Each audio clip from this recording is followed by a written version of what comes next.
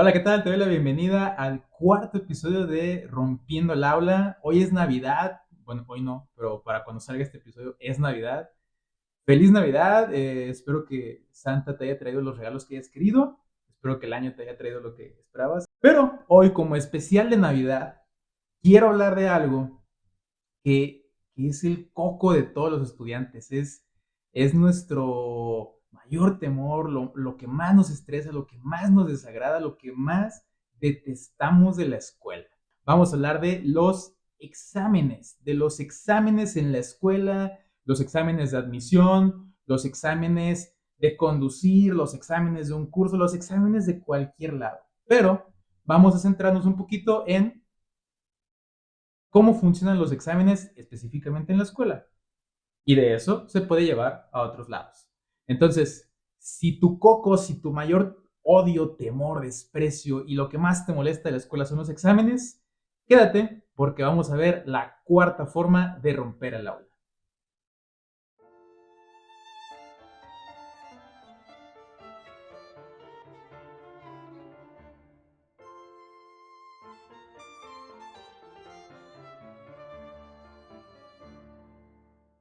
Bienvenidos a Rompiendo el Aula, el podcast donde desarmamos los mitos sobre la educación, cuestionamos lo que nos enseñaron sobre estudiar y reflexionamos sobre lo que realmente significa aprender.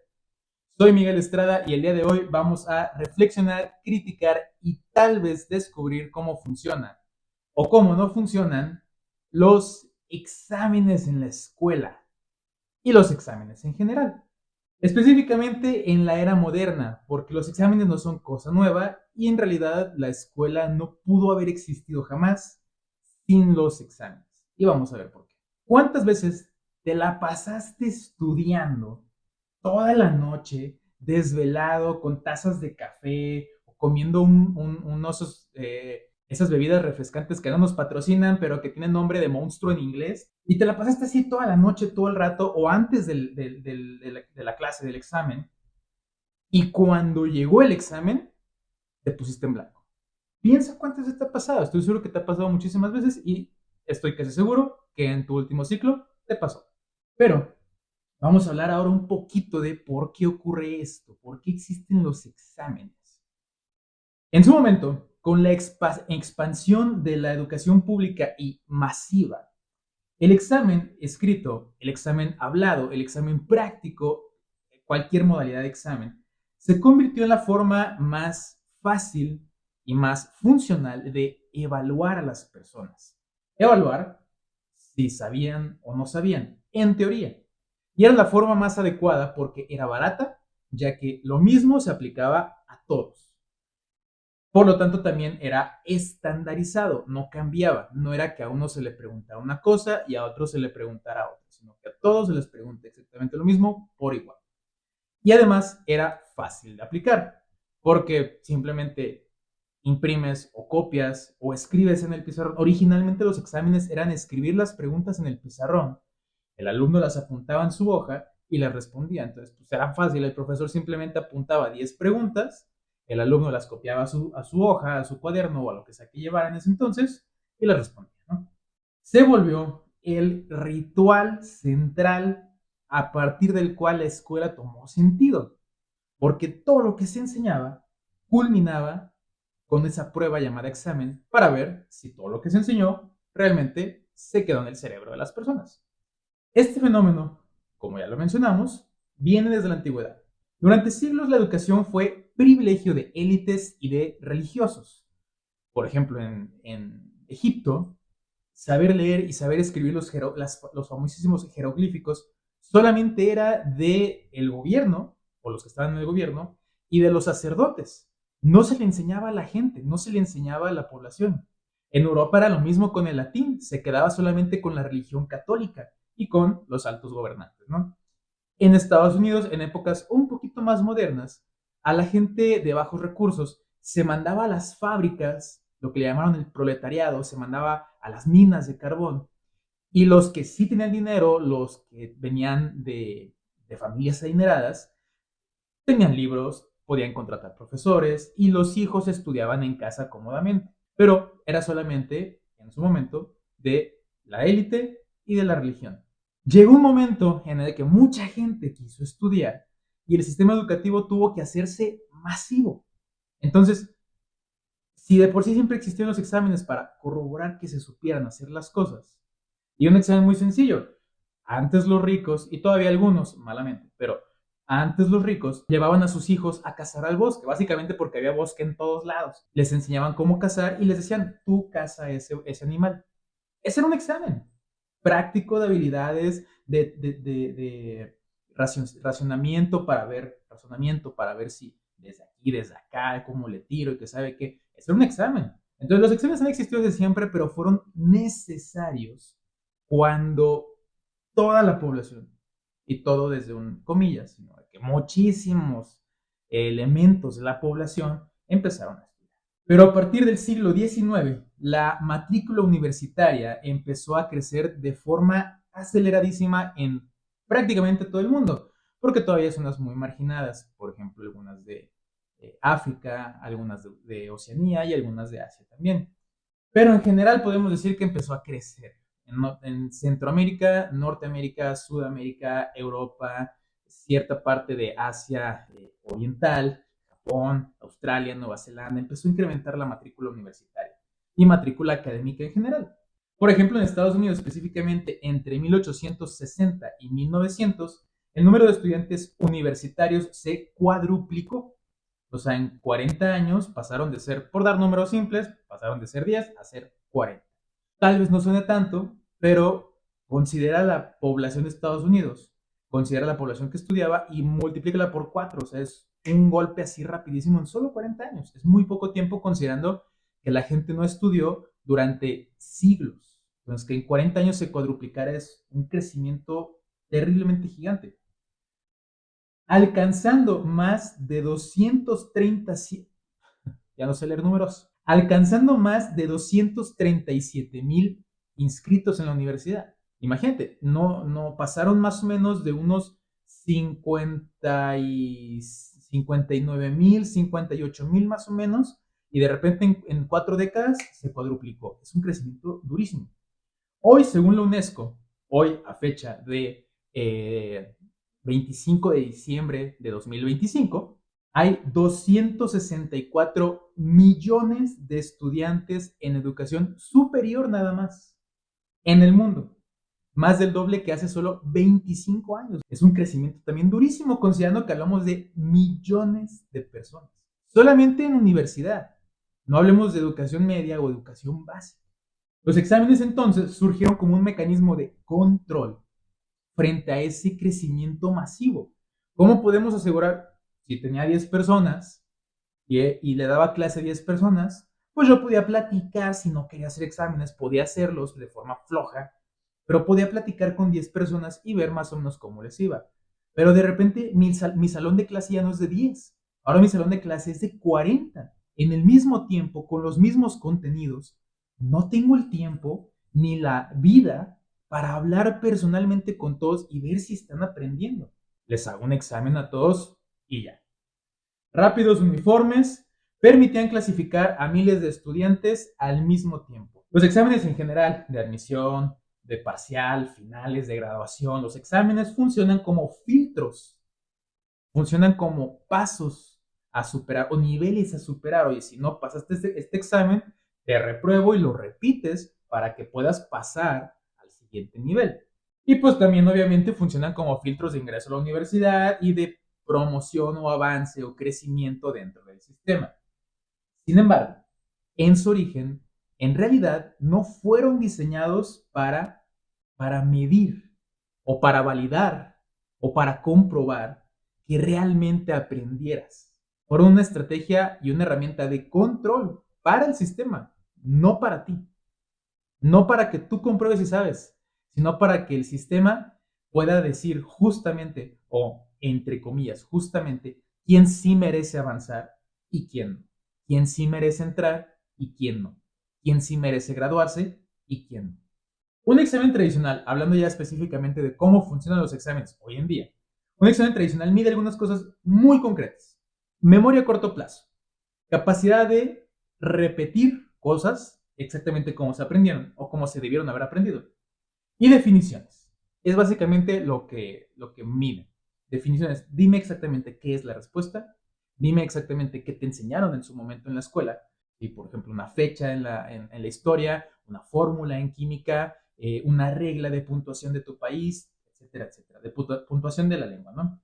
También mide la tolerancia al estrés. Eso sí es muy importante mencionarlo. Los exámenes hoy en día miden la tolerancia a cómo puedes reaccionar a esa situación en la que estás bajo presión, en la que estás bajo límite de tiempo y en la que sabes que va a determinar cierta parte de tu futuro. Reprobar, aprobar, ingresar a la universidad, graduarte, entrar a una especialidad, etcétera, etcétera.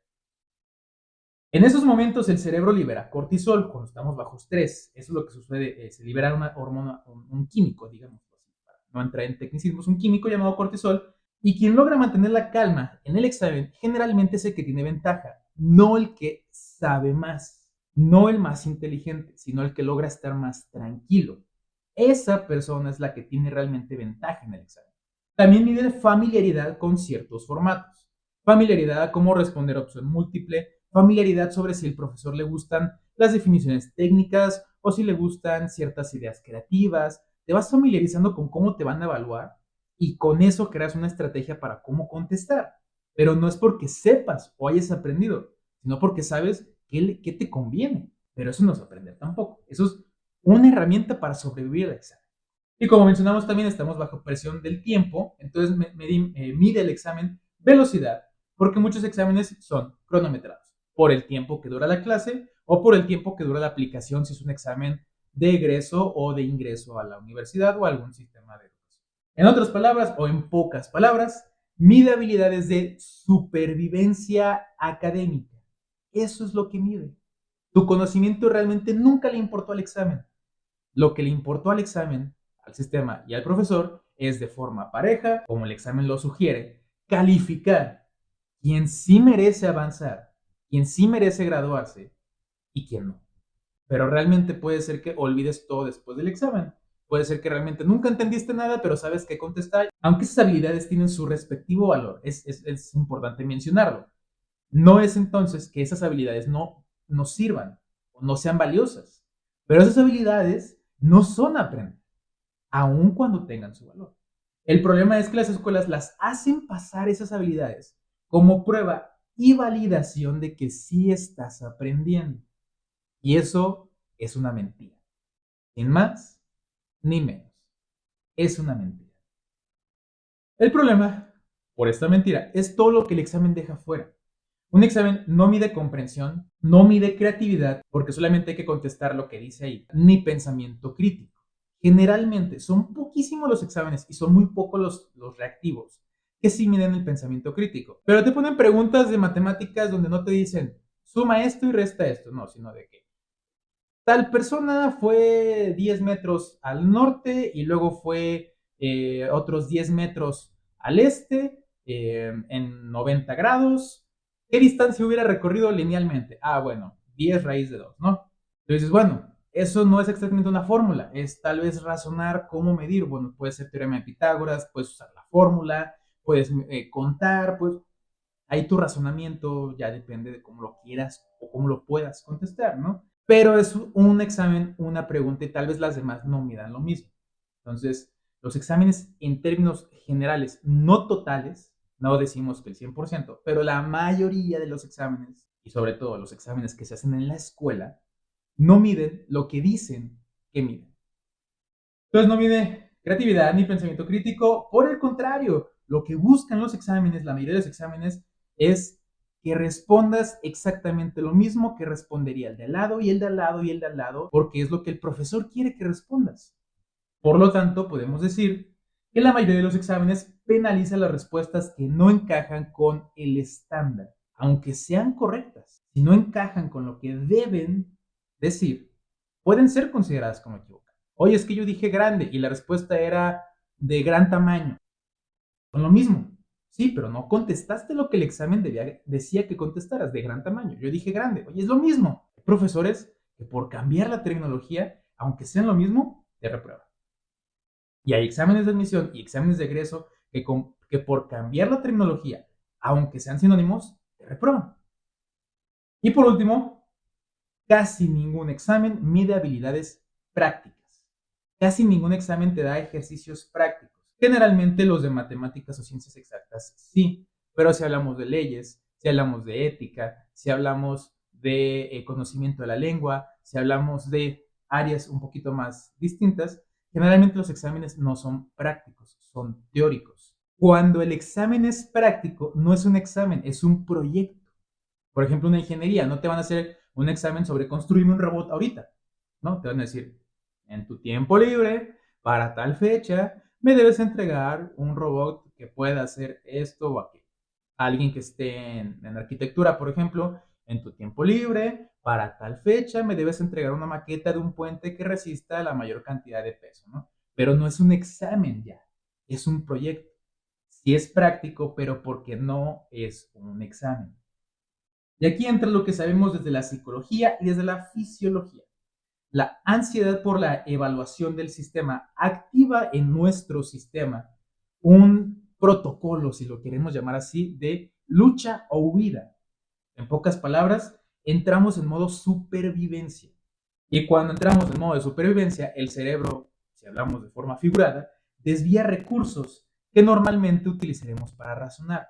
Ya no haría esos procesos mentales de razonamiento, sino que diría, muévete, haz algo, escapa, ponte en seguridad, ponte en calma, en tranquilidad o a salvo. Por eso alguien que domina un tema desde la teoría e incluso desde la práctica podría quedarse en blanco frente al examen, porque cuando estamos bajo estrés y ansiedad, si hablamos otra vez figurativamente, en el cerebro se cierra una compuerta de acceso a los recuerdos de largo plazo. Básicamente olvidas todo porque no estás pensando en pensar, estás pensando en sobrevivir. La memoria de trabajo, limitada por naturaleza, la memoria de trabajo es como la memoria RAM de las personas, ¿no? O sea, nuestra capacidad para manejar datos es limitada por naturaleza y colapsa bajo presión. Por ejemplo, en México, el ENARM, el Examen Nacional de Residencias Médicas, selecciona médicos para su especialidad, como su nombre lo puede sugerir. En 2025 lo presentaron más de 50,000 médicos. Es un filtro durísimo, pero aprobarlo no garantiza ser competente clínicamente hablando. ¿Por qué? Porque ese examen tiene un banco de preguntas que todo el mundo ya conoce. El problema es que es un banco de preguntas terriblemente gigante. No sé de cuántas, pero sé que es terriblemente gigante. Entonces, los que se preparan para el ENARM generalmente no estudian para aprender, estudian la pregunta, estudian la respuesta, tal vez estudian por qué es la respuesta, pero lo que les importa es, dime la respuesta, para yo memorizarla y memorizar todos los reactivos y todas las preguntas que pueda para que en el examen, las que me vengan y que yo ya me sepa, las pueda contestar bien. No se aprueba ese examen o no se supera ese examen por aprender, sino por memorizar. Y pues ya que llegamos a un consultorio clínico, confiamos en que el médico realmente es un profesional porque es un especialista, pero necesariamente no es cierto. No es necesariamente cierto. Muchos médicos son una mera pistola y son una eminencia de su área, pero es una mentira asegurar que porque alguien aprobó el ENARM en México, ya es competente clínicamente. Capaz tiene muy buena memoria, pero para tratar un caso clínico en ese momento en vivo, capaz no puede. Capaz el paciente se le va. Es un examen de opción múltiple, por eso es que se pueden aprender las respuestas. Por lo tanto, no necesariamente implica juicio, sino simplemente memoria. Aún con esas limitaciones y lo que hemos mencionado hasta ahorita, sigue siendo el criterio central para decidir el futuro de miles de médicos cada año en México. Y probablemente en otros países haya su propia versión. Otro examen, hablando por ejemplo del examen PISA de la OCDE, aplicado cada 3 años a jóvenes de 15 años, muestra otra limitación. En 2022, que fue la última vez que se aplicó, los países de la OCDE bajaron en promedio 17 puntos en matemáticas respecto a 2018. Sin embargo, a pesar de las críticas de que solo mide lo cuantificable, el PISA sigue siendo la referencia global de todos los países miembros de la OCDE para comparar sistemas educativos. Si un miembro de la OCDE sale más alto que otro miembro de la OCDE, ya se dice que ese miembro, ese país, es mejor o tiene un mejor sistema educativo. Y no necesariamente es así. sino que es la falacia que se dice porque el examen comprobó y avaló que fue así. A veces estos de los exámenes es como ese meme de Obama poniéndose una medalla a sí mismo, ¿no? Es como, yo dije que esto va a ser lo bueno y salieron bien en esto que yo dije, pues son buenos. En educación superior, el EGEL del Ceneval es obligatorio para miles de egresados en México. En Chile, la PAES sustituyó a la PSU en 2022, corríjanme compañeros y amigos de Chile si esto es cierto, con la promesa de medir competencias, pero, según se dice, sigue siendo basada en reactivos de opción múltiple, como cualquier otro examen estandarizado. En Puerto Rico y Centroamérica se aplica la PAA, como examen de ingreso universitario y ha sido cuestionada a nivel Latinoamérica por favorecer a quienes pueden pagar cursos para prepararse en el banco de preguntas que sabemos que existe, pero continúa siendo el filtro principal de muchísimas universidades. Hablando de Estados Unidos, el SAT y el ACT dominaron durante décadas, aunque más de 1000 universidades los han vuelto opcionales. Pregúntate por qué un examen de admisión, que durante muchísimo tiempo fue la base, ahora miles de universidades dicen, si lo quieres hacer y traes tu puntaje, te puede servir, pero no te lo voy a tomar como criterio es esencial para decir si te admito o no te admito.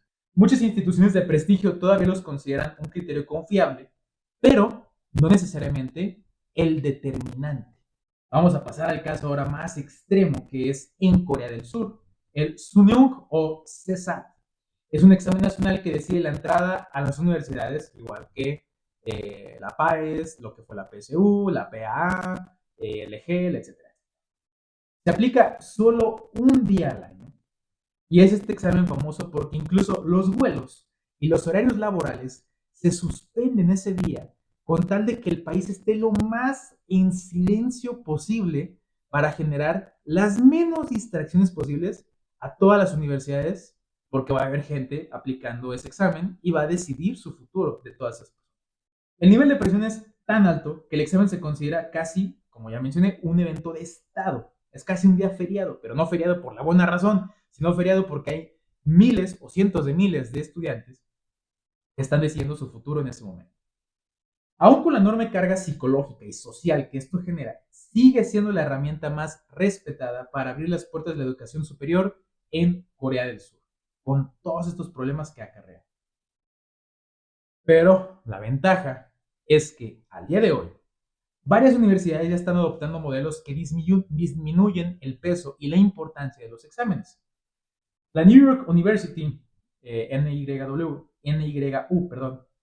ocupa la posición global número 35 según QS, que es el que hace estos rankings de universidades a nivel mundial, según el ranking de 2026, fíjate, el ranking del próximo año. Y esta universidad mantiene política de test optional. O sea, si quieres, va. Si no quieres, tampoco pasa nada. De modo que los estudiantes pueden optar por no enviar sus puntajes del SAT o del ACT como requisito obligatorio, porque tienen otros métodos para valorar si vale la pena que esa persona entre a su universidad o no.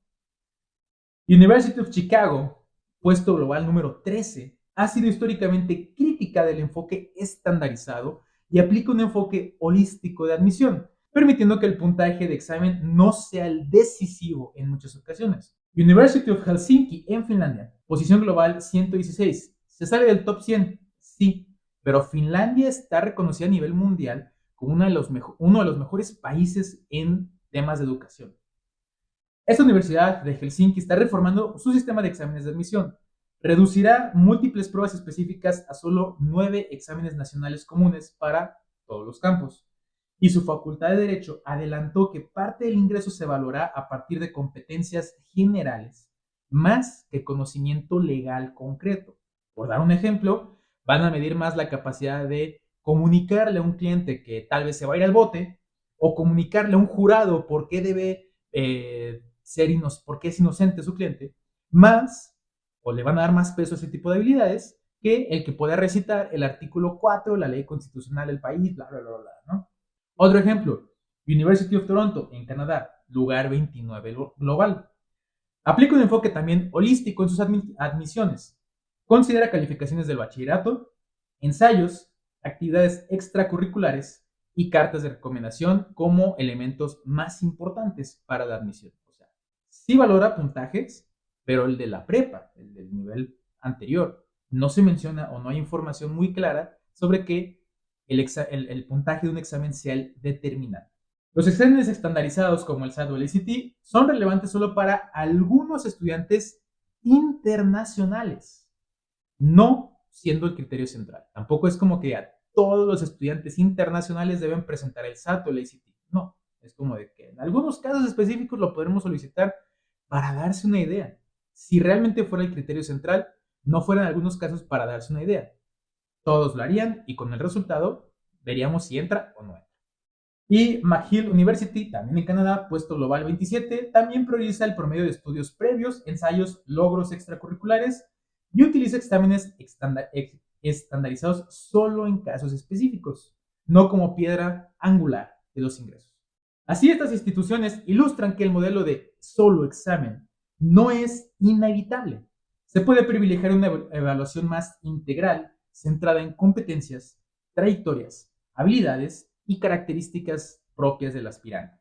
Cabe destacar que muchas de estas universidades se encuentran en el top 50 y en el top 100, salvo la Universidad de Helsinki. Y no son las únicas que disminuyen el peso o la importancia de los exámenes. Tal vez, y solo tal vez, esto sea un pequeño indicador de que el futuro de la educación no está basado en exámenes, sino en otras habilidades. Ojalá. Al final, los exámenes siguen siendo el mecanismo todavía más usado. Son rápidos, cómodos, son fáciles de aplicar, baratos, todos parejos, creíble porque lo vemos, ¿sí? Como mencionamos en otro episodio, no vemos el razonamiento, pero sí vemos una respuesta en un examen. Pero al mismo tiempo, son criticados por lo que no logran medir estas llamadas soft skills, habilidades blandas, comprensión, creatividad, pensamiento crítico, habilidades de resolución de problemas, etc. Cosas que deberíamos estar capacitados para resolver, pero que lamentablemente el examen o la mayoría de exámenes no les interesa medir porque es más difícil. Y eso abre una cuestión interesante. ¿El examen es un mal necesario para organizar sistemas educativos masivos o son un lastre que nos impide evaluar realmente el conocimiento de las personas? Pueden ser un mal necesario, que los necesitemos porque no hay otra forma de comparar a todos con su conocimiento. O tal vez es simplemente una herencia que tenemos y que no hemos querido dejar, a pesar de darnos cuenta y de saber que hay mejores opciones. Tal vez la pregunta clave no sea si eliminarlos o mantenerlos, sino qué lugar y cuánto peso deben tener en la educación actual. ¿Deben seguir siendo el filtro que decide destinos académicos y laborales o convertirse solo en una herramienta más, complementada por métodos más justos, reales y que realmente se centren en la persona? Por ahora, te dejo para que lo medites y por favor tus respuestas pónmela en comentarios porque quiero saber qué piensas. Hasta este momento terminamos con lo que son los exámenes y nos vemos en la próxima sesión de Rompiendo el Aula, donde seguiremos cuestionando juntos lo que nos enseñaron sobre estudiar, la escuela y lo que realmente significa o no aprender.